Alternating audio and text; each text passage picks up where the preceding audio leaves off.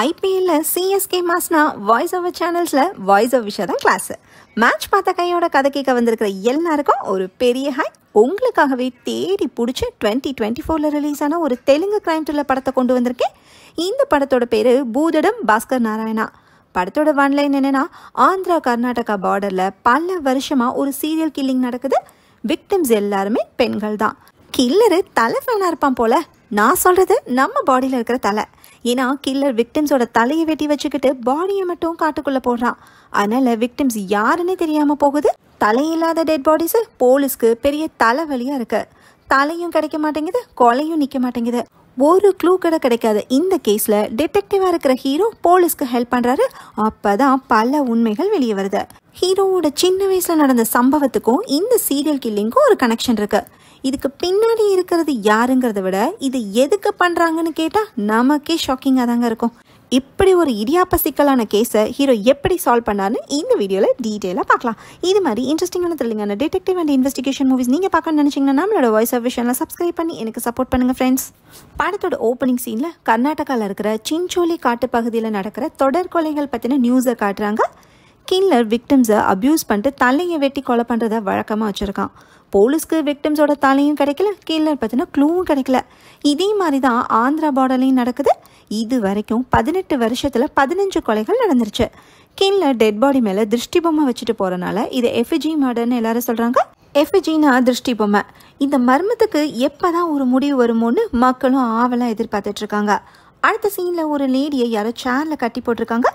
இவங்க தான் அடுத்த விக்டிம் போல. இந்த லேடி வெள்ளை சேலை கட்டியிருக்காங்க, முகத்தில் சாயம் பூசியிருக்காங்க, கழுத்தில் ஒரு சிவலிங்கம் தொங்கிட்டு இருக்கு. அப்போ மாந்திரிகவாதி மாதிரி ஒருத்தர் பெரிய கத்தியோட அங்கே வராரு.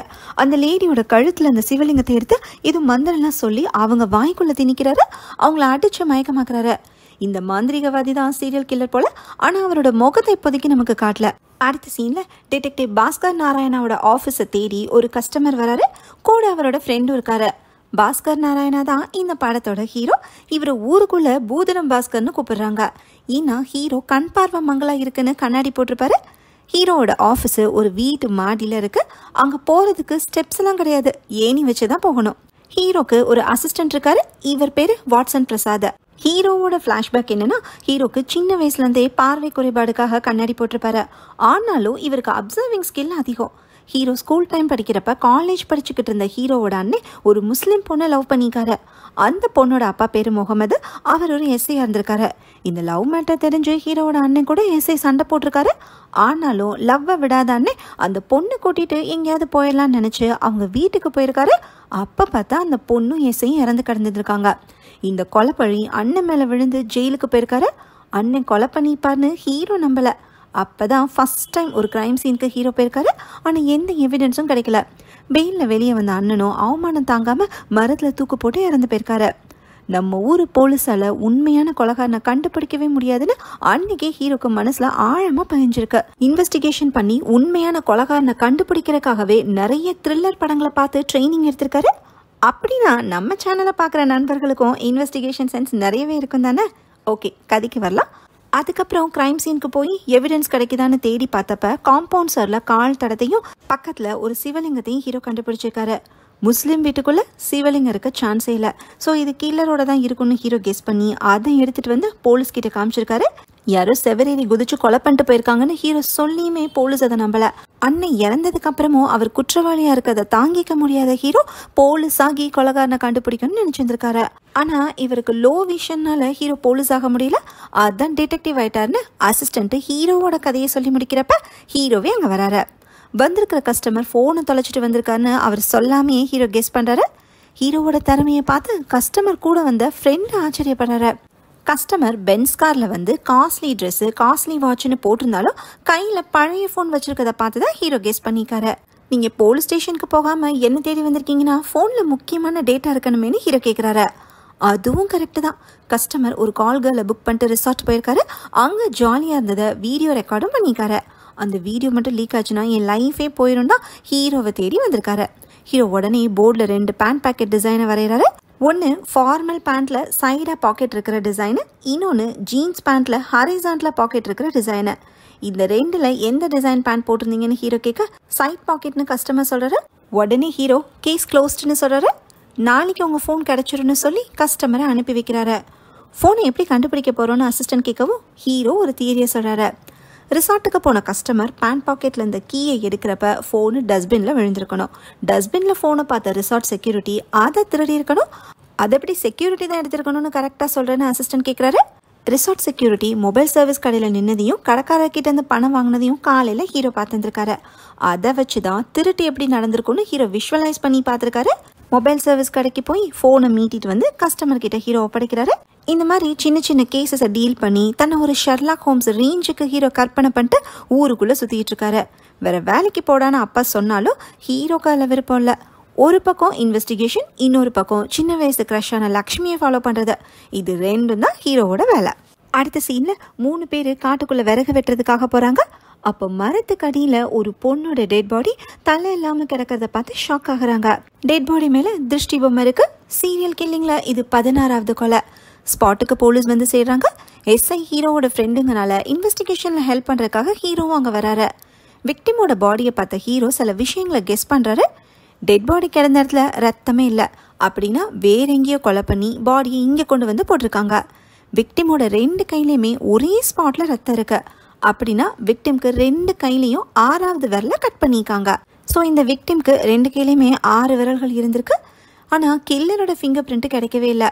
விக்டிம்க்கு 10 விரல் இருந்தால் என்ன, 12 விரல் இருந்தால் என்னன்னு எஸ்ஐ சொல்கிறாரு. ஒரு க்ளூ கிடைச்சாலும் கில்லர் கண்டுபிடிச்சிருவேன்னு சொல்லிட்டு ஹீரோ அங்கேருந்து கிளம்புறாரு. அடுத்து லக்ஷ்மி அங்கே வராங்க. இவங்க நியூஸ் சேனலில் ரிப்போர்ட்டராக வேலை பார்க்குறாங்க. 3 வருஷமாக இந்த சீரியல் கில்லிங் கேஸை கவர் பண்ணிகிட்டு இருக்காங்க. இந்த தடவையும் க்ளூ எதுவும் கிடைக்கலையான்னு எஸ்ஐ மேலே லக்ஷ்மி கோவப்படுறாங்க. கொலை செய்யப்பட்ட 16 பொண்ணுங்களோட தலை எங்கன்னே தெரில, அவங்க எப்படி இருப்பாங்கன்னே தெரில. இந்த சரௌண்டிங்கில் எந்த போலீஸ் ஸ்டேஷன்லையுமே மிஸ்ஸிங் கேஸ் ஃபைல் ஆகலை. விக்டிம்ஸோட ஃபிங்கர் பிரிண்ட் எந்த கவர்மெண்ட் ரெக்கார்ட்ஸ்லையும் மேட்ச் ஆக மாட்டேங்குது. இந்த கேஸை ஸ்டார்டிங்லேருந்தே டீல் பண்ணுற சர்க்கிள் இன்ஸ்பெக்டர் அடுத்த வருஷம் ரிட்டையர் ஆக போகிறாராம். அவரோட எக்ஸ்பீரியன்ஸில் சால்வ் பண்ணாத ஒரே கேஸு இதுதான்னு எஸ்ஐ சொல்கிறாரு. அடுத்த சீனில் ஹீரோ, அசிஸ்டண்ட்டு, எஸ்ஐ 3 பேரும் சீரியல் கில்லிங் கேஸை எப்படி சால்வ் பண்ணுறதுன்னு டிஸ்கஸ் பண்ணிகிட்டு இருக்காங்க. அப்போ போலீஸ் ஸ்டேஷனுக்கு வெளியே ஒருத்தர் எல்லாரையும் கொலை பண்ணிடுவேன்னு சொல்லி சத்தம் போடுறாரு. அவரை போலீஸ் இழுத்துட்டு போகிறாங்க. இவர் ஒரு கூர்காவா. எஸ்ஐ இந்த ஸ்டேஷனில் ஜாயின் பண்ணுறதுக்கு முன்னாடியே கூர்கா தான் லவ் பண்ண டிரான்ஸ்ஜெண்டர் மிஸ் ஆகிட்டாங்கன்னு இங்கே கம்ப்ளைண்ட் கொடுத்துருக்காரு. தன்னோட லவ்வர் இன்னும் கிடைக்கலன்னு கூர்கா அப்பப்போ வந்து இப்படி கத்தியிருக்கார் போல. ஏன் இந்த கூர்காவோட லவ்வர் இன்னும் கண்டுபிடிக்க முடியலையான்னு ஹீரோ கேட்க, நேபாளில் மிஸ் ஆனதுக்கு இங்கே வந்து கம்ப்ளைண்ட் கொடுத்துருக்காருன்னு எஸ்ஐ சொல்கிறாரு. அடுத்த சீனில் சிஞ்சோலி காட்டு பகுதியில் அடுத்த டெட் பாடி கிடைக்குது. அப்படி இந்த சீனை கட் பண்ணிட்டு ஒருத்தர் அசுரர்கள் நாடகத்தை ரசித்து பார்க்குறத காட்டுறாங்க. இவர் தான் கர்நாடகாவோட சர்க்கிள் இன்ஸ்பெக்டர். இவர் பேர் சங்கராச்சாரியா. இந்த சீரியல் கில்லிங் கேஸை ஹேண்டில் பண்ணுறவர். அடுத்த கொலை நடந்திருக்குன்னு போலீஸ் இன்ஃபார்ம் பண்ணுவோம். ஸ்பாட்டுக்கு சர்க்கிள் இன்ஸ்பெக்டர் போகிறாரு. அதே பேட்டர்னில் தலையை வெட்டிட்டு திருஷ்டி பொம்மையை வச்சுட்டு போயிருக்காங்க. இந்த நியூஸை கேள்விப்பட்டு லக்ஷ்மி அங்கே வராங்க. ஏதாவது க்ளூ கிடச்சிட்டான்னு சர்க்கிள் இன்ஸ்பெக்டர் கிட்ட கேட்க, விக்டிமோட கையிலேருந்து ஸ்கின்னை ரிமூவ் பண்ணனால விக்டிமை ஐடென்டிஃபை பண்ணுறதே கஷ்டம்னு சர்க்கிள் இன்ஸ்பெக்டர் சொல்கிறாரு. அடுத்து ஹீரோவும் அங்கே வராரு. டெட் பாடியோட உள்ளங்கையில் ஒரு தழும்பு இருக்கிறத ஹீரோ பார்க்குறாரு. சின்ன வயசில் லக்ஷ்மியோட வீட்டில் ஹீரோ இருந்தப்போ நடந்த ஒரு சம்பவம் ஹீரோக்கு ஞாபகம் வருது. லக்ஷ்மிக்கு ஒரு அக்கா இருக்காங்க. அவங்க பேர் ஸ்ரவானி. அக்காவோட காலில் முள்ளு குத்துனதுக்கு அந்த முள்ளை எடுக்கிறப்ப கட் பண்ண காயம் ஹீரோக்கு தெரியும். இந்த டெட் பாடி லக்ஷ்மியோட அக்காவாக இருக்கும்னு ஹீரோக்கு டவுட் வருது. இந்த விஷயத்த சர்க்கிள் இன்ஸ்பெக்டர் கிட்ட ஹீரோ சொல்கிறாரு. பார்த்தா பாடி அட்டாப்சி பண்ணதில் ஹீரோவோட சந்தேகம் கன்ஃபார்ம் ஆயிடுச்சு. கொலை செய்யப்பட்டது லக்ஷ்மியோட அக்கா ஸ்ரவானி தான். அடுத்த சீனில் ஹீரோ ஒருத்தனை சர்க்கிள் இன்ஸ்பெக்டர் கிட்ட கூட்டிகிட்டு வர்றாரு. இவனோட பேர் கிஷோர். அக்காவும் இவனும் ஒரு ரிலேஷன்ஷிப்பில் இருந்திருக்காங்க. அக்கா வெளியூரில் காலேஜ் லெக்சரராக வேலை பார்த்துருக்காங்க.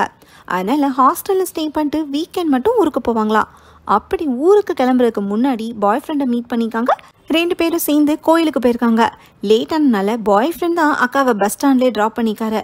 இப்படி ஆகும் நான் எதிர்பார்க்கவே இல்லைன்னு சொல்லி பாய் ஃப்ரெண்ட் அழுகிறாரு. கில்லர் எவ்வளோ கேர்ஃபுல்லாக இருந்தாலும் கண்டிப்பாக மிஸ்டேக் பண்ணி மாட்டிக்குவான்னு சர்க்கிள் இன்ஸ்பெக்டர் சொல்கிறாரு. அடுத்த சீனில் ஹீரோ, அசிஸ்டண்ட்டு, எஸ்ஐ 3 பேரும் டிஸ்கஸ் பண்ணிகிட்டு இருக்கிறப்ப இந்த சீரியல் கில்லரை பிடிக்க முடியாமல் இருக்கிறத நினச்சி ஹீரோ ஃபீல் பண்ணுறாரு. 2 ஸ்டேட் போலீஸாலே பிடிக்க முடியல, முடிஞ்ச நீ சீரியல் கில்லரை கண்டுபிடிச்சி கேஸை க்ளோஸ் பண்ணி காட்டுன்னு எஸ்ஐ சேலஞ்ச் பண்ணுறாரு. நானே சீரியல் கில்லரை கண்டுபிடிக்கிறேன்னு ஹீரோவே களத்தில் இறங்குறாரு. லக்ஷ்மியோட வீட்டுக்கு போய் அவங்களுக்கும் அவங்க அம்மாவுக்கும் ஆறுதல் சொல்கிறாரு. கவலைப்படாத, அந்த சீரியல் கில்லரை நான் பிடிக்கிறேன்னு ஹீரோ சொன்னதும் லக்ஷ்மி ஹீரோ ஓங்கி ஒரு அறை விடுறாங்க. உங்கள் அண்ணனுக்காக நீ டிடெக்டிவ் ஆகிட்டு அவருக்கே நீ ஒன்றும் பண்ணல, நீ எல்லாம் ஒரு டிடெக்டிவான்னு லக்ஷ்மி ஹீரோவை இன்சல்ட் பண்ணி அனுப்புகிறாங்க. ஹீரோ சோகமாக அங்கேருந்து கிளம்பி வீட்டுக்கு வராரு. சின்ன வயசில் அண்ணன் லவ் பண்ண பொண்ணோட வீட்டில் கிடைச்ச சிவலிங்கத்தை எடுத்து பார்க்குறாரு. அந்த கேஸில் கிடைச்ச ஒரே எவிடன்ஸு இதுதான். ஆனால் சீரியல் கில்லர் கேஸ்லேயுமே சிவலிங்கம் இன்வால்வ் ஆயிருக்குன்னு ஹீரோக்கே தெரியல. அடுத்த சீனில் ஹீரோ ஷெர்லாக் ஹோம்ஸ் மாதிரி ட்ரெஸ்ஸை தச்சு போட்டுட்டு அசிஸ்டண்ட்டை கூட்டிகிட்டு கிளம்புறாரு. ஃபஸ்ட்டு அக்காவோட பாய் ஃப்ரெண்டை மீட் பண்ணுறாரு. அக்காவை 2 மணிக்கு பஸ் ஸ்டாண்டில் இறக்கி விட்டதா பாய் ஃப்ரெண்ட் சொல்கிறாரு. கொலை 3 மணிக்கு நடந்திருக்கு. ஹைதராபாத்தில் கொலை பண்ணிட்டு பாடியை சிஞ்சோலி காட்டு பகுதியில் போட்டிருக்காங்க. ஹீரோக்கு இன்வெஸ்டிகேஷனில் ஹெல்ப் பண்ணுறதுக்காக பாய் ஃப்ரெண்டு கூட வரேன்னு சொல்ல ஹீரோ அவரையும் கூட்டிகிட்டு அக்கா தங்கி இந்த ஹாஸ்டலுக்கு போய் அவங்க ரூம்மேட் கிட்ட விசாரிக்கிறாரு. லாஸ்ட்டு 3 நாளாக ஹீரோயினோட அக்கா என்கிட்ட பேசாமல் அப்செட்டாக இருந்ததா ரூம்மேட் சொல்கிறாங்க. ஏதாச்சும் ஃபேமிலி ப்ராப்ளமாக இருக்குன்னு நினச்சி ரூம்மேட் எதுவுமே கேட்காம விட்டுட்டாங்களா? ஃபேமிலி ப்ராப்ளம் இருந்தால் என்கிட்ட கண்டிப்பாக ஷேர் பண்ணிப்பான்னு பாய் ஃப்ரெண்ட் சொல்கிறாரு. யார்கிட்டையும் ஷேர் பண்ண முடியாத அளவுக்கு அக்காவுக்கு என்ன ப்ராப்ளம் இருந்திருக்குன்னு ஹீரோ யோசிக்கிறாரு. பஸ் ஸ்டாண்ட் கேமரா ஃபுட்டேஜை செக் பண்ணதில் அக்கா பஸ் ஸ்டாண்ட்குள்ளே என்டர் ஆகவே இல்லைன்னு தெரிய வருது. பாய் ஃப்ரெண்டு பஸ் ஸ்டாண்ட் கேட்டில் அக்காவை இறக்கி விட்டதா சொல்கிறாரு. அப்படின்னா அக்கா அன்னைக்கு எங்கே போனாங்கன்னு ஹீரோ யோசிக்கிறாரு. அடுத்த சீனில் சிஞ்சோலி பார்டரில் ஹீரோ நின்றுட்டுருக்கிறப்ப கருப்பு கலர் காரு வேகமாக வந்து ஹீரோவை இடிச்சிட்டு போகுது. நல்ல வேளை ஹீரோ மண்ணில் விழுந்தனால தப்பிச்சு பெருசாக அடிப்படல. அந்த காருக்கு நம்பர் பிளேட் எதுவுமே இல்லை. ஹீரோவை ஹாஸ்பிட்டலில் அட்மிட் பண்ணுறாங்க. ஹீரோவோட அம்மாவும் அப்பாவும் ஹீரோ இப்படி ஒரு பிரச்சனையில் மாட்டிக்கிட்டு இருக்கதான்னு நினச்சி கவலைப்படுறாங்க. உனக்கு தேவையான அந்த டிடெக்டிவ் வேலையெல்லாம் கேட்டுட்டு போயிடுறாங்க. அடுத்து லக்ஷ்மி வந்து ஹீரோவை பார்த்து அடித்ததுக்காக சாரியும் கேட்டுட்டு ஹீரோவோட டீமில் ஜாயின் பண்ணிக்கிறதா சொல்கிறாங்க. அடுத்த சீனில் ஹீரோவும் லக்ஷ்மியும் இன்வெஸ்டிகேஷனில் இறங்குறாங்க. டெட் பாடி மேலே திருஷ்டி பொம்மை கில்லர் வைக்கிறான்ல, அது எல்லாமே மரத்தால் செய்யப்பட்ட பொம்மைங்க. ஸோ இந்த பொம்மையை வச்சு இன்வெஸ்டிகேஷனை ஸ்டார்ட் பண்ணலான்னு பொம்மை செய்கிறவங்க கிட்ட விசாரிக்கிறாங்க. இப்போல்லாம் யாருமே திருஷ்டி பொம்மைகளை மரத்தில் செய்கிறதில்லன்னு தெரிய வருது. அடுத்து கில்லர் விக்டிம்க்கு ஒயிட் ட்ரெஸ் போட்டு விடுறான். அந்த மெட்டீரியலை வச்சு கார்மெண்ட்ஸில் விசாரித்து பார்க்குறாங்க. இந்த மாதிரி துணியெல்லாம் இப்போ யாருமே மேனுஃபேக்சர் பண்ணுறதில்லன்னு தெரிய வருது. பாடிஸ் கிடைச்ச சரௌண்டிங்கில் டயர் மார்க்ஸ் இருந்திருக்கு. அது எந்த மாதிரி வண்டியாக இருக்குன்னு விசாரிக்கிறப்ப ஒரு ஆட்டோன்னு தெரிய வருது. ஸோ வேறு ஒரு இடத்துல கொலை பண்ணிட்டு ஆட்டோவில் டெட் பாடியை கொண்டு வந்து போடுறாங்க. அதனால தான் டெட் பாடி கிடைக்கிற இடத்துல ரத்த கரையே இல்லைன்னு ஹீரோ சொல்கிறாரு. ஆந்திரா கர்நாடகா பார்டரை ஒட்டி தான் டெட் பாடிஸு கிடைச்சிருக்கு. ஃபஸ்ட்டு 5 டெட் பாடிஸு கர்நாடகாவோட ஃபாரஸ்ட்லேயும் அடுத்த எல்லா டெட் பாடிஸுமே ஆந்திரா ஃபாரஸ்ட்லேயும் கிடைச்சிருக்கு. 13 வருஷம் கழிச்சு மறுபடியும் கர்நாடகா ஃபாரஸ்ட்ல டெட் பாடி கிடைச்சிருக்கு. அதனால கர்நாடகா போலீஸ் கிட்ட இதை பத்தி விசாரிக்கலான்னு ஹீரோ டிசைட் பண்றாரு. அடுத்த சீன்ல ஹீரோ கர்நாடகாவில் இருக்கிற சிஞ்சோலிக்கு போறாரு. கூட அசிஸ்டண்ட்டும் லக்ஷ்மியும் போறாங்க. அங்க சர்க்கிள் இன்ஸ்பெக்டரோட வீட்டுக்கு போறப்ப ஒரு பொண்ணு வந்து வெல்கம் பண்றாங்க. இவங்க சர்க்கிள் இன்ஸ்பெக்டரோட பொண்ணு. இந்த சீரியல் கில்லர் கேஸ்ல இன்ஃபர்மேஷன் தேவைப்படுதுன்னு சர்க்கிள் இன்ஸ்பெக்டர் கிட்ட ஹீரோ சொல்ல சர்க்கிள் இன்ஸ்பெக்டரும் ஹீரோட இன்வெஸ்டிகேஷனுக்கு சப்போர்ட் பண்றதா சொல்றாரு. ஹீரோ அடுத்து சிஞ்சோலி போலீஸ் ஸ்டேஷனுக்கு போறாரு. கர்நாடகா பார்டரில் கிடந்த டெட் பாடிஸ்லேருந்து கலெக்ட் பண்ண திருஷ்டி பொம்மைங்களும் ஒயிட் சாரீஸும் இங்கே இருக்கு. லாஸ்ட்டாக லக்ஷ்மியோட அக்கா போட்டிருந்த ஒயிட் சாரீ மட்டும் மெட்டீரியல் டிஃப்ரெண்ட்டாக இருக்கேன்னு ஹீரோ யோசிக்கிறாரு. மற்ற டெட் பாடிஸ் எல்லாமே 13 வருஷத்துக்கு முன்னாடி கிடச்சிது. ஒருவேளை கில்லர் இப்போ சாரீ மெட்டீரியலை மாற்றிருக்கலான்னு அசிஸ்டன்ட் சொல்கிறாரு. அக்காவோட சாரியில் மட்டும் ஒரு சீல் இருக்கிறத ஹீரோ பார்க்குறாரு. அதில் தெரியிற லெட்டர்ஸை அரேஞ்ச் பண்ணி பார்க்குறப்ப ஹைதராபாத்தில் இருக்கிற ஒரு ஹாஸ்பிட்டலோட சீல்னு தெரிய வருது. அந்த ஹாஸ்பிட்டல் ஹைதராபாத்தில் அமீர்பேட்னு ஒரு இடத்துல இருக்கு போல. அந்த சீலில் டாக்டரோட பேர் இருக்கு. ஆனால் சீல் கிளியராக இல்லை. ESHன்ற லாஸ்ட் 3 லெட்டர்ஸ் மட்டும்தான் தெரியுது. அக்காவோட கொலைக்கும் ஹைதராபாத் ஹாஸ்பிட்டலுக்கும் லிங்க் இருக்குமோன்னு ஹீரோ யோசிக்கிறாரு. அமீர்பேட்டில் இருக்கிற டாக்டர்ஸில் ESHன்னு முடிகிற பேரை மட்டும் ஹீரோ ஃபில்டர் பண்ணி பார்க்குறாரு. யோகேஷ்னு ஒரு டாக்டர் தான் அங்கே இருக்காரு. அடுத்த சீனில் ஹீரோவும் அவரோட டீமும் டாக்டர் யோகேஷோட ஹாஸ்பிட்டலுக்கு போகிறாங்க. இதே நேரம் அக்காவோட பாய் ஃப்ரெண்டை தேடி சர்க்கிள் இன்ஸ்பெக்டர் போகிறாரு. அப்போ ஹீரோ கிட்டேருந்து சர்க்கிள் இன்ஸ்பெக்டருக்கு கால் வருது. அக்காவை கொலை பண்ணது பாய் ஃப்ரெண்ட் தான்னு ஹீரோ சொல்கிறாரு. எனக்கும் தெரியும், பாய் ஃப்ரெண்டு அக்காவை கூட்டிகிட்டு கோயிலுக்கு போனதா சொன்னது பொய்ன்னு சர்க்கிள் இன்ஸ்பெக்டர் சொல்கிறாரு. டாக்டரையும் பாய் ஃப்ரெண்டையும் போலீஸ் ஸ்டேஷனில் உட்கார வைக்கிறாங்க. 2 பேரும் இப்போ தான் உண்மையை சொல்கிறாங்க. லக்ஷ்மியோட அக்காவும் பாய் ஃப்ரெண்டும் க்ளோஸாக பழகினால அக்கா ப்ரெக்னென்ட் ஆயிருக்காங்க. இந்த விஷயம் வீட்டுக்கு தெரிஞ்சால் பிரச்சனையாயிரும்னு அக்கா பயந்துருக்காங்க. எனக்கு தெரிஞ்ச டாக்டர் ஃப்ரெண்டு இருக்கான்னு சொல்லி பாய் ஃப்ரெண்டு டாக்டர் யோகேஷோட ஹாஸ்பிட்டலுக்கு கூட்டிகிட்டு வந்திருக்காரு. டாக்டர் அக்காவுக்கு அபார்ஷன் பண்ணுறதுக்காக ட்ரீட்மெண்ட் பண்ணப்போ அக்கா இறந்து போயிருக்காங்க. அக்காவுக்கு இப்படி ஆகும்னு பாய் ஃப்ரெண்டை எதிர்பார்க்கல. இதிலிருந்து தப்பிக்கிறதுக்காக பாய் ஃப்ரெண்டு டாக்டரும் யோசிச்சு இந்த கொலை பழியை சீரியல் கில்லர் மேலே போடலான்னு பிளான் பண்ணிக்காங்க. அதே மாதிரி ஒயிட் சாரி, திருஷ்டி பொம்மைன்னு எல்லாமே செட்டப் பண்ணிக்காங்க. அக்காவோட தலையை டாக்டர் பீஸாக கட் பண்ணி குளத்தில் தூக்கி போட்டிருக்காரு. சாரியில் அந்த சீலை வச்சு ஹீரோ டாக்டர் கண்டுபிடிச்சி வந்தார். அதே மாதிரி சர்க்கிள் இன்ஸ்பெக்டருக்கு ஸ்டார்டிங்லேருந்தே இது சீரியல் கில்லர் பண்ண கொலை மாதிரியே தெரியலன்னு தோணிக்கிட்டே இருந்துச்சான். அதுக்கு 3 காரணம் சொல்கிறாரு. சீரியல் கில்லர் எப்பயுமே டெட் பாடிஸை ஈஸ்ட் டைரக்ஷனை ஃபேஸ் பண்ணி வச்சிருப்பாராம். அக்காவோட டெட் பாடி மட்டும் நார்த் டைரக்ஷனை ஃபேஸ் பண்ணி இருந்திருக்கு. கவர்மெண்ட் ரெக்கார்ட்ஸ்லேயும் இல்லாதவங்கள தான் சீரியல் கில்லர் விக்டிமாக சூஸ் பண்ணியிருக்கான். ஆனால் அக்காவோட கையிலேருந்து ஃபிங்கர் பிரிண்ட் கிடைச்சிடக்கூடாதுன்னு ஸ்கின்னே ரிமூவ் பண்ணியிருக்காங்க. சீரியல் கில்லர் வைக்கிற திருஷ்டி பொம்மை மரத்தால் செய்யப்பட்டதாக இருக்கும். ஆனால் அக்காவோட பாடி மேலே இருந்தது பிளாஸ்டிக்கால் செய்யப்பட்டது. இப்படி இவங்க பண்ண சில மிஸ்டேக்ஸ்னால மாட்டிக்கிட்டாங்க. இதே மாதிரி சீரியல் கில்லரும் மிஸ்டேக் பண்ணிப்பா. அதை கண்டுபிடிக்கணும்னா இறந்து போன 16 பேரில் ஒருத்தரை பற்றி ஒரு விஷயமாச்சும் நமக்கு தெரியணும்னு சர்க்கிள் இன்ஸ்பெக்டர் சொல்கிறாரு. அடுத்த சீனில் ஹீரோ சீரியல் கில்லர் என்ன மிஸ்டேக் பண்ணியிருப்பான்னு யோசிக்கிறாரு. 16ஆவதா கொலை செய்யப்பட்ட விக்டிம்க்கு 2 கையிலையுமே 6 விரல்கள் இருந்துச்சு. சீரியல் கில்லர் அந்த எக்ஸ்ட்ரா விரலை கட் பண்ணி கையில் தையல் போட்டிருந்தான். இப்போ ஹீரோக்கு ஒரு விஷயம் ஞாபகம் வருது.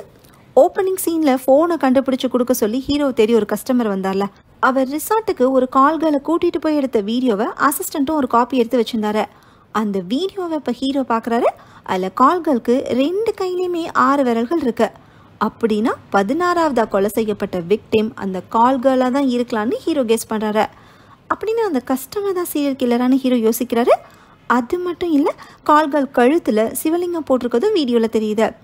சின்ன வயசில் அண்ணனோட கேஸில் கிடைச்ச சிவலிங்கம் மாதிரியே இருக்கேன்னு இப்போ தான் ஹீரோ நோட் பண்ணுறாரு. ஸோ அண்ணனோட கேஸ்க்கும் இந்த சீரியல் கில்லர் கேஸ்க்கும் ஏதாவது சம்மந்தம் இருக்குமோன்னு ஹீரோக்கு தோணுது. இதுக்கு பின்னாடி யார் இருக்காங்கன்னு கண்டுபிடிக்கிறேன்னு தனக்கு தானே ஹீரோ சபதம் எடுத்துக்கிறாரு. இதே நேரம் சீரியல் கில்லர் பாடியை வச்சு கொண்டு போகிறதுக்கு ஒரு பெட்டி, தலையை தனியாக வச்சுருக்கான் வெட்டின்னு அடுத்த கொலையை அற்புதமாக பண்ணிட்டான். அடுத்த சீனில் ஹீரோவும் அவரோட டீமும் கால்களை ரிசார்ட்டுக்கு கூட்டிகிட்டு போன கஸ்டமரோட வீட்டுக்கு போகிறாங்க. ரிசார்ட்டில் என்ன நடந்துச்சுன்னு கஸ்டமரை மிரட்டி கேட்குறப்ப உண்மையை சொல்கிறாரு. கஸ்டமருக்கு ஒர்க் ப்ரெஷர் அதிகமாக இருந்தனால ரிசார்ட்டுக்கு போய் கேர்ள்ஸ் கூட என்ஜாய் பண்ணுவாராம். மற்றபடி அந்த பொண்ணுங்களை கொலை பண்ணுற அளவுக்கு நான் சைக்கோ இல்லை சார்னு கஸ்டமர் சொல்கிறாரு. சரி, அந்த கால்களை எங்கே பிடிச்சோன்னு ஹீரோ கேட்குறாரு. கஸ்டமர் கால்களை புக் பண்ணிட்டு ரிசார்ட்டில் வெயிட் பண்ணிட்டு இருக்கிறப்ப ஒரு லேடி புர்கா போட்டுட்டு ரிசப்ஷனில் உட்காந்துருந்தாங்களாம். அந்த லேடி தான் புக் பண்ண கால்கள்னு நினச்சி கஸ்டமர் ரூமுக்கு கூட்டிகிட்டு போயிருக்காரு. கஸ்டமர் வீடியோ எடுக்க ஆரம்பித்ததும் வீடியோ எடுக்காதீங்கன்னு அந்த லேடி தடுத்துருந்துருக்காங்க. நான் நீங்கள் நினைக்கிற ஆள் இல்லைன்னு சொல்லியிருக்காங்க. அப்போ இன்னொரு லேடி புர்கா போட்டுட்டு வந்து அந்த லேடியை கூட்டிகிட்டு போயிட்டு தான் கஸ்டமர் சொல்கிறாரு. அந்த லேடியை பற்றி எந்த இன்ஃபர்மேஷனும் கஸ்டமருக்கு தெரில. இப்போ என்ன பண்ணுறதுன்னு ஹீரோ யோசிக்கும் போதே அடுத்த டெட் பாடி கிடச்சிச்சின்னு தகவல் வருது. சீரியல் கில்லிங்கில் இது 17ஆவது கொலை. அடுத்த சீனில் ஹீரோ தன்னோட ஆஃபீஸில் இருக்காரு. கூட அசிஸ்டண்ட்டும் லக்ஷ்மியும் இருக்காங்க. ஒருவேளை கொலை செய்யப்பட்டது எல்லாருமே கால் கேர்ள்ஸாக இருக்குமோன்னு ஹீரோ யோசிக்கிறாரு. கால் கேர்ள்ஸாகவே இருந்தாலும் அவங்களுக்கு ஃபேமிலிஸ் இருக்கும்ல, அவங்க யாருமே கம்ப்ளைண்ட் கொடுக்கலன்னு லக்ஷ்மி கேட்குறாங்க. ரிசார்ட் செக்யூரிட்டி கிட்ட கேட்டோம்னா டீட்டெயில்ஸ் கிடைக்கலான்னு அசிஸ்டன்ட் சொல்லவும் இது நல்ல ஐடியாவாக இருக்கேன்னு ரிசார்ட் செக்யூரிட்டியை தூக்குறாங்க.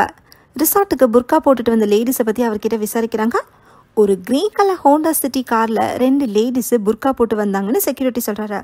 ஒரு லேடி காரை பார்க் பண்ண போயிருக்காங்க, இன்னொரு லேடி ரிசப்ஷனில் வெயிட் பண்ணிட்டு இருக்காங்க.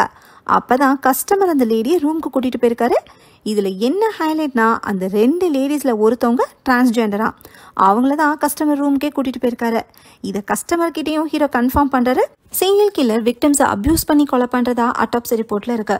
டிரான்ஸ்ஜெண்டருக்கும் இந்த கேஸ்க்கும் என்ன சம்மந்தம்னு லக்ஷ்மி யோசிக்கிறாங்க. இன்வெஸ்டிகேஷன் கரெக்டான ட்ராக்ல தான் போகுதான்னு எல்லாருக்குமே ஒரு கன்ஃபியூஷன் வருது. அந்த ஹோண்டா சிட்டி காரை வச்சு ட்ராக் பண்ணலான்னு பார்த்தா ரிசார்ட்டில் கேமராவே கிடையாது. அதனால் ஹைதராபாத்தில் இருக்கிற விகாதாபாத் போகிற ரூட்டில் கேமரா ஃபுட்டேஜ் செக் பண்ணுறாங்க. அதுலேயும் இவங்களுக்கு உருப்படியாக ஒன்றும் கிடைக்கல. அடுத்த சீனில் ஒருத்தர் டிரான்ஸ்ஜெண்டரை லவ் பண்ணி கல்யாணம் பண்ணுறதை பற்றி டிவி நியூஸில் போடுறாங்க. இதை பார்த்ததுமே ஹீரோக்கு ஒரு விஷயம் ஸ்ட்ரைக் ஆகுது. சீரியல் கில்லர் கொலை பண்ணுற விக்டிம்ஸ் எல்லாருமே டிரான்ஸ்ஜெண்டர்ஸ்னு ஹீரோ கெஸ் பண்ணுறாரு. இது வரைக்கும் விக்டிம்ஸோட ஃபேமிலி யாருமே பொண்ணை காணோன்னு கம்ப்ளைண்ட் கொடுக்கலன்னு போலீஸ் சொல்கிறாங்க. ஆனால் 6 வருஷத்துக்கு முன்னாடி தான் லவ் பண்ண டிரான்ஸ்ஜெண்டரை காணோன்னு ஒரு கூர்கா கம்ப்ளைண்ட் கொடுத்துருந்துருக்காரு. கூர்காவோட கேஸை பற்றி லக்ஷ்மி கிட்ட ஹீரோ சொல்கிறாரு. கூர்கா தான் லவ் பண்ண டிரான்ஸ்ஜெண்டரை கல்யாணம் பண்ணுறதுக்காக நேபாள்லேருந்து பெங்கால் வந்திருக்காரு. பணத்துக்காக கஷ்டப்பட்டுட்டு இருந்தனால அந்த டிரான்ஸ்ஜெண்டர் ப்ராஸ்டியூஷனில் இறங்கியிருக்காங்க. ஒரு நாள் அந்த டிரான்ஸ்ஜெண்டர் ட்ராவல் பண்ணால் இன்னும் பணம் கிடைக்கும்னு கூர்கா கிட்ட சொல்லிட்டு போயிருக்காங்க. ஆனால் தன்னை எங்கே கூட்டிகிட்டு போகிறாங்கன்னே டிரான்ஸ்ஜெண்டருக்கு தெரியல. 3 நாள் கழிச்சு விகாதாபாத் ஃபாரஸ்டில் இருக்கதா கூர்காக்கு டிரான்ஸ்ஜெண்டர் மெசேஜ் பண்ணியிருக்காங்க. அதனால தான் கூர்கா அவங்கள தேடி ஆந்திராவுக்கு வந்திருக்காரு. போலீஸ் ஸ்டேஷன்லாம் கம்ப்ளைண்ட் கொடுத்துருக்காரு. கூர்காவை மனநிலை சரியில்லாதவர்னு நினச்சி போலீஸ் எந்த ஆக்ஷனும் எடுக்காமல் அசால்ட்டாக விட்டுட்டாங்கன்னு ஹீரோ சொல்கிறாரு. எல்லாம் சரி, விக்டிம்ஸ் எல்லாருமே டிரான்ஸ்ஜெண்டர்னா இது வரைக்கும் போஸ்ட்மார்ட்டம் ரிப்போர்ட்ல அது ஏன் தெரியவே இல்லைன்னு லக்ஷ்மி கேட்குறாங்க. போஸ்ட்மார்ட்டம் பண்ண டாக்டர் ரிப்போர்ட்டில் அப்யூஸ் அண்ட் மர்டர்னு போட்டு போலீஸை மிஸ்லீடே பண்ணனால தான் சீரியல் கில்லரை இத்தனை வருஷம் பிடிக்க முடியலன்னு ஹீரோ சொல்கிறாரு. கர்நாடகாவில் நடந்த கொலைகளுக்கு ஒரே டாக்டர் தான் போஸ்ட்மார்ட்டம் பண்ணியிருக்காரு. அவர் பேர் டாக்டர் ஈஸ்வர். அவர் 13 வருஷத்துக்கு முன்னாடி ரோடு ஆக்சிடென்ட்ல இறந்துட்டாரு. அதுக்கப்புறம் கர்நாடகாவில் கொலைகளே நடக்கல, ஆந்திராவில் தான் கொலைகள் நடக்க ஆரம்பிச்சிருக்கு. ஸோ இங்கே கிடைச்ச டெட் பாடிஸ்க்கு போஸ்ட்மார்ட்டம் பண்ண டாக்டர் யாருன்னு தெரிஞ்சுக்கலான்னு ஹீரோ டிசைட் பண்ணுறாரு. அடுத்த சீனில் ஹீரோவும் அவரோட டீமும் ஜிஹெச்சுக்கு போகிறாங்க. பொதுவாக போஸ்ட்மார்ட்டமை சீனியர் டாக்டர்ஸ் பண்ண மாட்டாங்களா, ஆனால் இந்த எஃப்ஜி மர்டர்ஸ்க்கு மட்டும் ஒரு சீனியர் டாக்டர் தான் போஸ்ட்மார்ட்டம் பண்ணான்னு தெரிய வருது. அந்த டாக்டரோட பேர் நட்ராஜ். போஸ்ட்மார்ட்டம் முடிஞ்சதுமே அந்த சீனியர் டாக்டரை டெட் பாடிஸை எரிச்சிடுவார்னு ஹாஸ்பிட்டல் ஸ்டாஃப் சொல்கிறாரு. கேஸ் பெண்டிங்காக இருக்கிறப்ப பாடிஸ் எப்படி எரிக்கலான்னு ஹீரோ கோவப்படுறாரு. இந்த சீரியல் கில்லர் எதுக்கு டிரான்ஸ்ஜெண்டரை மட்டும் சூஸ் பண்ணி கொலை பண்ணுறான்னு லக்ஷ்மி கேட்குறாங்க. அவன் கொலை பண்ணலை, பலி கொடுக்குறான்னு ஹீரோ சொல்கிறாரு. அன்றைக்கி டிவியில் ஒரு ஜோசியர் பேசினதை ஹீரோ பார்த்துருக்காரு. விலங்குகளை பலி கொடுக்குறப்ப அதோட பாடி பார்ட்ஸு பர்ஃபெக்டாக இருக்கணுமா, அதனால தான் விக்டிம்ஸோட எக்ஸ்ட்ரா ஃபிங்கர்ஸை சீரியல் கில்லர் கட் பண்ணிக்கான்னு ஹீரோ சொல்கிறாரு. அடுத்த சீனில் ஹீரோவும் போலீஸும் சீனியர் டாக்டர் நட்ராஜோட வீட்டுக்கு போகிறாங்க. அப்போ யாரோ வீட்டில் இருந்து பின்பக்கமாக ஓடவும் சீனியர் டாக்டர் தான் எஸ்கேப் ஆகுறாருன்னு போலீஸ் சேஸ் பண்ணிட்டே போகிறாங்க. ஆனால் அவரை பிடிக்க முடியல. அப்புறம் பார்த்தா ஓடினது சீனியர் டாக்டர் இல்லைன்னு தெரிய வருது. ஏன்னா அவர் வீட்டில் இறந்து கிடக்காரு. அவரோட கையில் கன் இருக்குது. தலையில் ஷூட் பண்ணி சூசைட் பண்ணிக்கிட்ட மாதிரி தெரியுது. ஆனால் இது சூசைட் தானா இல்லை கொலகாரனே ஷூட் பண்ணிட்டு கையில் கன்னை வச்சுட்டு போயிட்டானான்னு எல்லாரும் யோசிக்கிறாங்க. அப்போ ஹீரோ இது சூசைட் தான்னு சொல்கிறாரு. எப்படின்னா வீட்டில் இந்த ஃபிஷ் டேங்கில் ஃபிஷ் ஃபுட்டு கிடக்கு, ஆனால் மீன்களை காணோம். வீட்டில் இந்த பூந்தொட்டியில் மண் ஈரமாக இருக்குது, ஆனால் செடியை காணோம். இந்த டாக்டர் சூசைட் பண்ணிக்கலான்னு முடிவு பண்ணனால தான் கொஞ்ச நேரத்துக்கு முன்னாடி வீட்டில் இருந்த செடிக்கும் மீன்களுக்கும் விடுதலை கொடுத்துருக்காரு. ஒருவேளை போஸ்ட்மார்ட்டம் ரிப்போர்ட் பற்றி நம்ம கண்டுபிடிச்ச தெரிஞ்சு சூசைட் பண்ணிக்கலான்னு ஹீரோ சொல்கிறாரு. நாமளே அதை நேற்று தானே கண்டுபிடிச்சோம், அதுக்குள்ளே சீனியர் டாக்டருக்கு தெரிஞ்சிருக்க சான்ஸே இல்லைன்னு எஸ்ஐ சொல்கிறாரு. இவங்க பேசிக்கிட்டே சீனியர் டாக்டரோட வீட்டு பூஜை ரூமை பார்க்குறாங்க. அங்கே பார்த்து எல்லாரும் ஷாக் ஆகுறாங்க. ஏன்னா அங்கே சாமி ஃபோட்டோன்னு எதுவுமே இல்லை, இது மாந்திரிக பூஜை பண்ண மாதிரி தான் தெரியுது.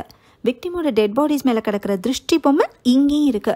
இந்த சீனியர் டாக்டர் பார்ட் டைமாக பிளாக் மேஜிக் பண்ணிட்டு இருக்காரான்னு எல்லாரும் கன்ஃபியூஸ் ஆகுறாங்க. இந்த திருஷ்டி பொம்மைக்கு பின்னாடி இருக்கிற கதையை அப்போ லக்ஷ்மி சொல்ல ஆரம்பிக்கிறாங்க. நம்ம திருஷ்டி பொம்மைன்னு வாங்குறது ஆக்சுவலாக பஸ்மாசனோட தலையா. ஒரு காலத்தில் துர்வாச முனிவரோட சாபத்தால் தேவர்கள் பலம் இழந்து அசுரர்கள் கிட்ட தோத்து போயிருக்காங்க. இதுக்கு ஒரு முடிவு கட்டணும்னு தேவர்களோட தலைவனான இந்திரன் விஷ்ணு கிட்ட வேண்டியிருக்காரு. அப்பதான் விஷ்ணு பார்க்கடலை கடைஞ்சு அமிர்தத்தை எடுக்க சொல்லியிருக்காரு. பாட்கடலை கடையிறதுக்கு அசுரர்களோட உதவியும் தேவைப்பட்டிருக்கு. அமிர்தத்தில் ஷேர் தரோன்னு தேவர்கள் நைஸா பேசி அசுரர்களோட உதவியோட பார்க்கடலை கடைஞ்சிருக்காங்க. அந்த கிடைச்ச அமிர்தத்தை அசுரர்களையும் ஏமாத்தி தேவர்கள் மட்டும் குடிச்சிருக்காங்க. இதனால தேவர்களுக்கு சாகாவரம் கிடைச்சிச்சு. ராகு கேதுன்னு 2 அசுரர்கள் தேவர்கள் பக்கம் போய் திருட்டுத்தனமா அமிர்தத்தை குடிச்சாங்கன்னு புராணங்கள்ல சொல்லப்படுது.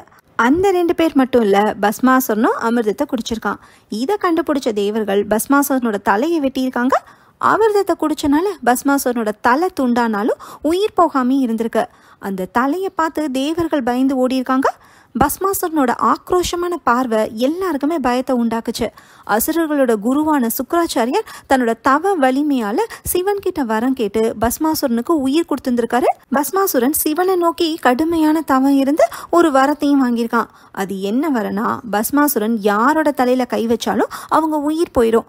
இந்த வரத்தை டெஸ்ட் பண்றதுக்காக பஸ்மாசுரன் சிவனோட தலையிலே கை வைக்க ட்ரை பண்ணியிருக்கான். வரம் கொடுத்தவன் தலையிலேயே கை வைக்கிறேன்னு சிவன் விஷ்ணு கிட்ட இந்த மேட்டரை டீல் பண்ண சொல்லியிருக்காரு. விஷ்ணு மோகினி அவதாரம் எடுத்து வந்து பஸ்மாசுரனோட கையை அவன் தலையிலேயே வைக்கிற மாதிரி செஞ்சு அவனை சாகடிச்சிருக்காரு. ஆனால் பஸ்மாசுரனோட தலை மட்டும் சாகவே இல்லையா. இதுதான் அந்த திருஷ்டி பொம்மைக்கு இருக்கிற ஃப்ளாஷ்பேக்கு. பஸ்மாசுரனுக்கும் இந்த சீரியல் கில்லருக்கும் என்ன சம்பந்தம்னு ஹீரோ யோசிக்கிறாரு. அப்ப யாரோ ஜன்னல் கிட்ட வந்து நோட் பண்ணிட்டு போற மாதிரி தெரியுது. ஹீரோ சந்தேகப்பட்டு வெளியே வந்து பார்க்குறப்ப ஒரு பானையிலேருந்து புகையா வருது. போலீஸ் கைக்கு எவிடன்ஸ் கிடைச்சிடக்கூடாதுன்னு இதில் போட்டு எரிச்சிருக்காங்க போல. பானையில் எரிஞ்சிட்டு இருந்த ஐட்டம்ஸை கீழே கொட்டி பார்க்குறாங்க. ஒரு ஃபோட்டோ ஆல்பம் பாதியாக எரிஞ்சு கிடக்க. அதில் ஒரு ஃபோட்டோவில் ஒரு பொண்ணு grey colour Honda City car பக்கத்தில் நின்றுட்டு இருக்காங்க. ஃபோட்டோ எரிஞ்சு போனதில் அந்த பொண்ணோட முகம் தெரியல. ஆனால் இந்த பொண்ணு தான் ரிசார்ட்டுக்கு டிரான்ஸ்ஜெண்டரை கூட்டிகிட்டு போயிருக்கணும்னு லக்ஷ்மி கெஸ் பண்ணுறாங்க. இன்னொரு ஃபோட்டோவில் ஒரு ட்ராஃபி இருக்குது. அந்த ட்ராஃபியில் போட்டிருக்கிற காலேஜுக்கு போய் விசாரிச்சா அந்த பொண்ணை பற்றின இன்ஃபர்மேஷன் கிடைக்கும்னு ஹீரோ சொல்கிறாரு. அடுத்த சீனில் ஹீரோவும் அவரோட டீமும் அந்த காலேஜுக்கு போய் விசாரிக்கிறாங்க. அந்த பொண்ணோட பேர் ருத்ரவேணின்னு தெரிய வருது. அவங்க இப்போ ஒரு ஃபாரன்சிக் டாக்டர். எஃப்ஜி மர்டர்ஸில் டெட் பாடிஸ் கிடைக்கிறப்ப இவங்க தான் ஸ்பாட்டுக்கு வந்திருக்காங்க.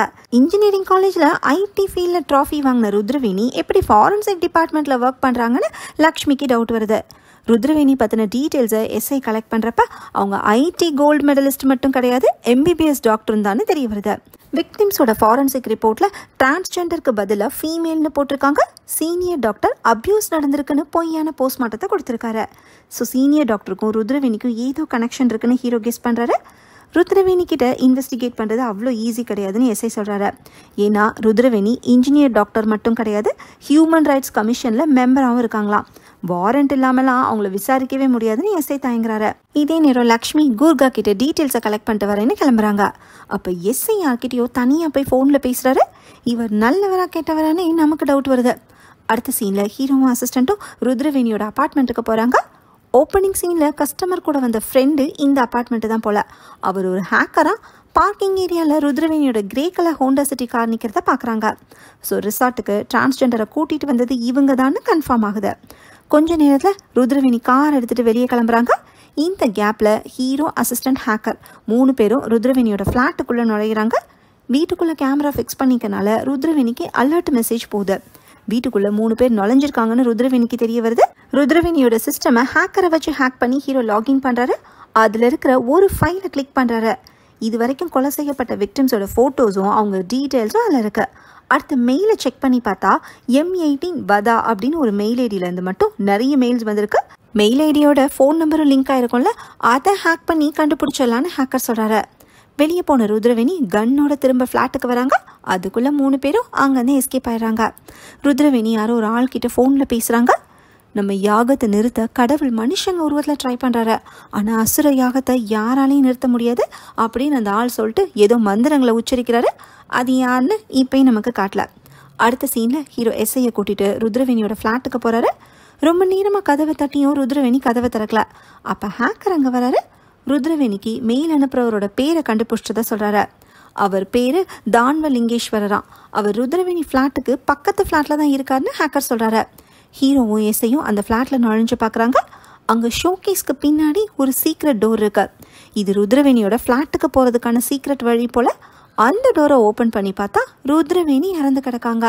போலீஸ்க்கு எந்த க்ளூவும் கிடைச்சிடக்கூடாதுங்கிறக்காகவே சிஸ்டமை கிராஷ் பண்ணிட்டு சூசைட் பண்ணிக்கிட்டாங்கன்னு எஸ்ஐ சொல்கிறாரு. அப்படின்னா ருத்ரவேணியும் டாக்டர் மாதிரியே சூசைட் பண்ணிக்காங்கன்னு ஹீரோ சொல்கிறாரு. அடுத்து அப்பார்ட்மெண்ட் பிரசிடென்ட் கிட்ட தான்வலிங்கேஸ்வர் பற்றி ஹீரோ விசாரிக்கிறாரு. 15 வருஷத்துக்கு முன்னாடி அவர் இந்த 2 ஃப்ளாட்டையுமே வாங்கினாரா. அவரோட சிஸ்டர் தான் ருத்ரவேணி. தான்வலிங்கேஸ்வர் பாம்பேல இருக்கதாவும் இங்கே அப்பப்போ வந்துட்டு போவார்னு பிரசிடென்ட் சொல்கிறாரு. அவரோட ஃபோட்டோ இருக்கான்னு ஹீரோ கேட்க, என்னோட பொண்ணு கல்யாணத்துக்கு அவர் வந்திருந்தாரு, அந்த ஃபோட்டோஸில் இருப்பார்னு சொல்லி ஆல்பமை எடுத்துகிட்டு வரதுக்காக பிரசிடென்ட் போகிறாரு. தான்வலிங்கேஸ்வரோட ஃப்ளாட்டில் ஒரு ரூம் பூட்டிக்கிறத பார்த்து ஹீரோ அதை ஓப்பன் பண்ணுறாரு.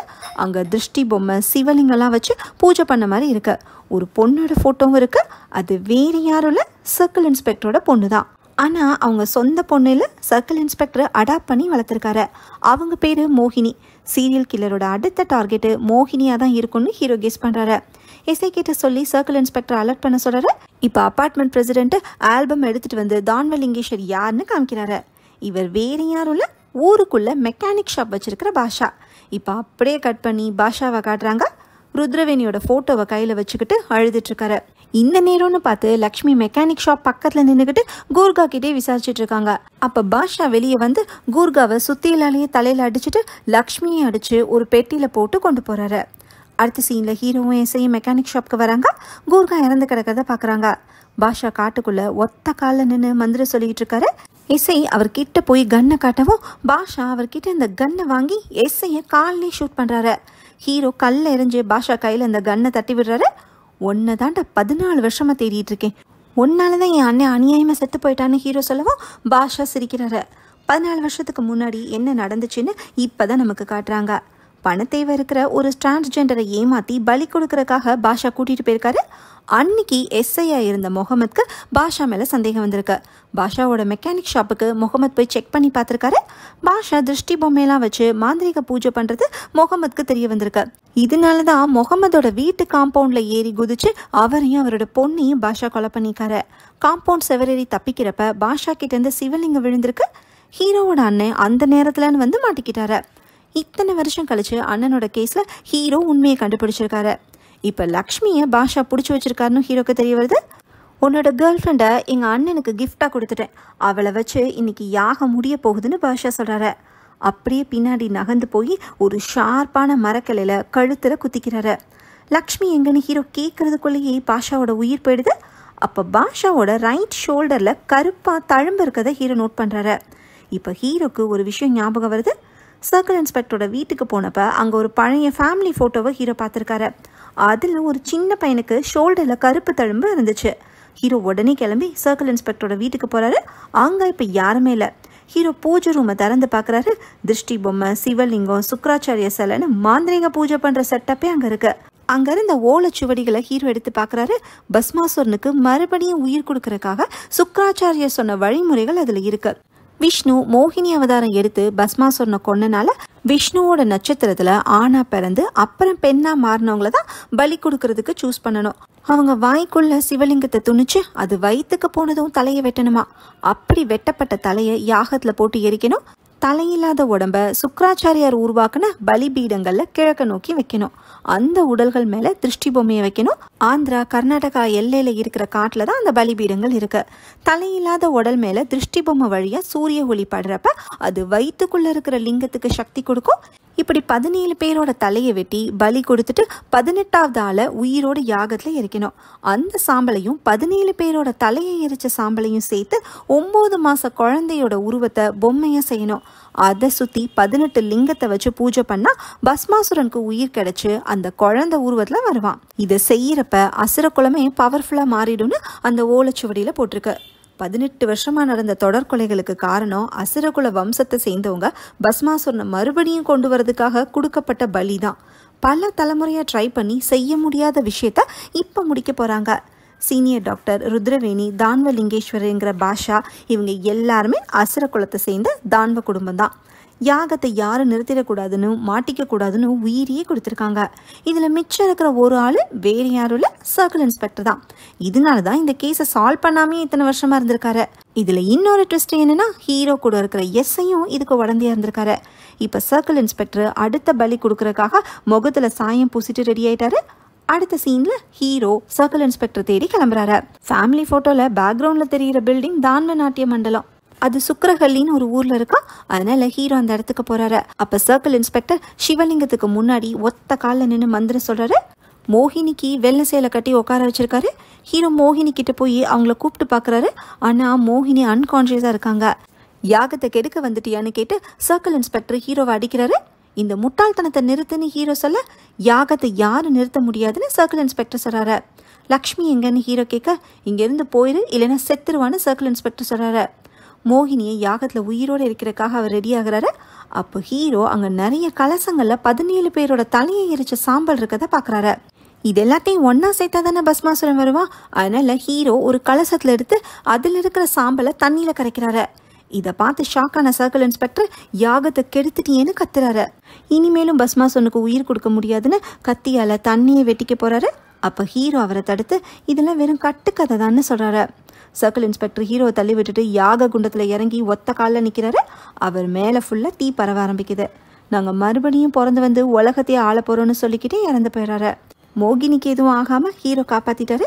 இன்னொரு ரூமில் சர்க்கிள் இன்ஸ்பெக்டர் கட்டி போட்டிருந்த லக்ஷ்மியையும் ஹீரோ ரெஸ்கியூ பண்ணிடுறாரு. கிளைமேக்ஸில் சீரியல் கில்லர் கேஸை சால்வ் பண்ணதுக்காக ஹீரோக்கு 2 ஸ்டேட் போலீஸ் கிட்ட இருந்தும் பாராட்டு கிடைக்குது. ஹீரோவை நினச்சி இப்போ அம்மாவும் அப்பாவும் பெருமைப்படுறாங்க. இனிமே பலி நடக்காதுன்னு நினைக்கிறப்ப ஹீரோக்கு ஒரு கால் வருது. யாகம் தொடங்கிருச்சுன்னு யாரை சொல்லி சிரிக்கிறாங்க. அது யாருன்னு தெரியாம ஹீரோ முழிக்கிறாரு. அப்படியே கட் பண்ணி சர்க்கிள் இன்ஸ்பெக்டரோட வீட்டில் அந்த பழைய ஃபேமிலி ஃபோட்டோவில் இருக்கிற ஒரு சின்ன குழந்தைய காட்டுறாங்க. அந்த குடும்பத்தை சேர்ந்த இன்னொரு ஆள் எங்கேயோ இருக்கார் போல. அடுத்து எத்தனை தலை ஊரில் போகுதுன்னு தெரியல. ஆனால் படம் இதோட முடியுது.